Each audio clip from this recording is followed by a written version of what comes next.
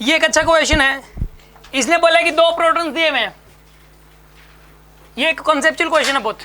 दो प्रोटॉन्स हैं, प्रोटॉन्स मतलब इसे प्लस का चार्ज है, इसमें प्लस का चार्ज है, दो प्रोटॉन्स हैं, ठीक है ना। ध्यान से समझ ले, कॉन्सेप्ट छिपा हुआ है इसके पीछे, बहुत बढ़िया वाला कॉन्सेप्ट छिपा हुआ है। दो प्रोटॉन्स हैं, प्रोटॉन अगर बात आ जाए प्रोटॉन की तो उसके ऊपर प्लस का चार्ज होता है। प्रोटॉन पे कितना चार्ज होता है?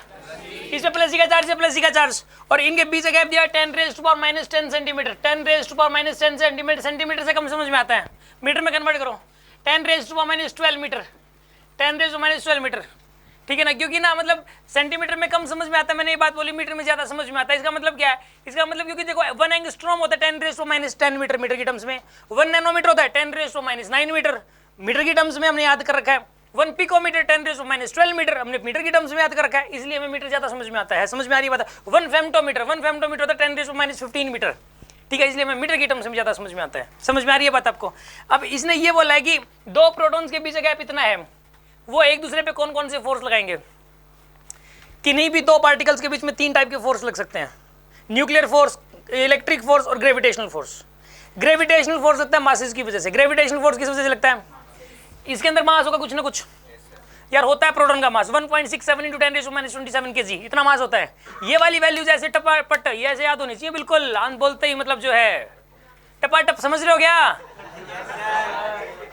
मतलब फटाफट यार। देखो इसके अंदर जो है ना, इसके अंदर देखो, इस यहाँ पे प्रोटॉन का मास होता है 1.67 × 10⁻27 kg, इलेक्ट्रॉन का मास 9.1 × 10⁻31 kg, इलेक्ट्रॉन का चार्ज या फिर प्रोटॉन का चार्ज 1.6 × 10⁻19 कूलम्ब। अगर ये सोचने में आपको टाइम लग रहा है तो गए काम से, फिर आप बाहर हो, मतलब यार उस मतलब लिस्ट से बाहर हो आप।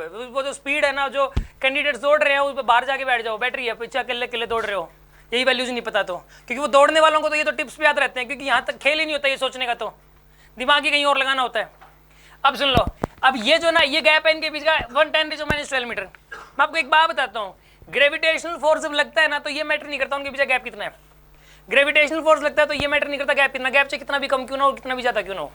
अब एक बात बताओ आप मुझे, सन और मून, सन और अर्थ एक दूसरे पे ग्रेविटेशनल फोर्स लगा रहे हैं कि नहीं लगा रहे? लगा रहे हैं ना। और पता है कितनी दूर है एक दूसरे से? बहुत ज्यादा दूर है, ठीक है, करोड़ों किलोमीटर है।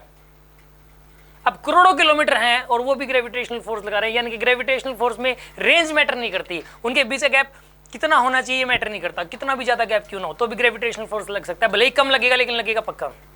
ऐसा नहीं है कि इस रेंज से बाहर हो गया। अच्छा जी, अब आ जाओ दूसरे नंबर पे। एक होता है इलेक्ट्रिक फोर्स। इलेक्ट्रिक फोर्स में भी रेंज मैटर नहीं करती, K/Q1Q2/R²। आर की वैल्यू कितनी भी कम हो कितनी भी ज्यादा हो आप सीधा फॉर्मूला लगा सकते हो K/Q1Q2/R²। बट न्यूक्लियर फोर्स में रेंज मैटर करती है। न्यूक्लियर फोर्स में गैप होना चाहिए 1 फेम्टोमीटर। 1 फेम्टोमीटर मतलब 10⁻15 मीटर। अगर दो न्यूक्लियॉन्स के बीच का, दो प्रोटॉन्स या दो न्यूट्रॉन्स के बीच का, या एक प्रोटॉन एक न्यूट्रॉन के बीच का जो गैप है वो अगर 10⁻15 मीटर या इससे कम हुआ तो ही न्यूक्लियर फोर्स लगेगा, अदरवाइज नहीं लगेगा। तो ये वाला गैप कितना है? 10⁻12 मीटर, बड़ा गैप है, तो गैप और कम करना पड़ेगा इनके बीच का, तब जाके न्यूक्लियर फोर्स लगेगा। तो इस केस में न्यूक्लियर फोर्स नहीं लगता। एक होता है मॉलिक्यूलर फोर्स। मॉलिक्यूलर फोर्स की रेंज होती है 10⁻⁻9 मीटर, 1 नैनोमीटर।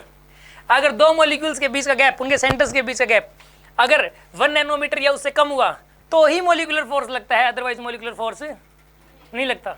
समझ में आ गई होगी बात आपको? ये रेंज आपको याद करके रखनी है। कोई डाउट इसके अलावा इसी में?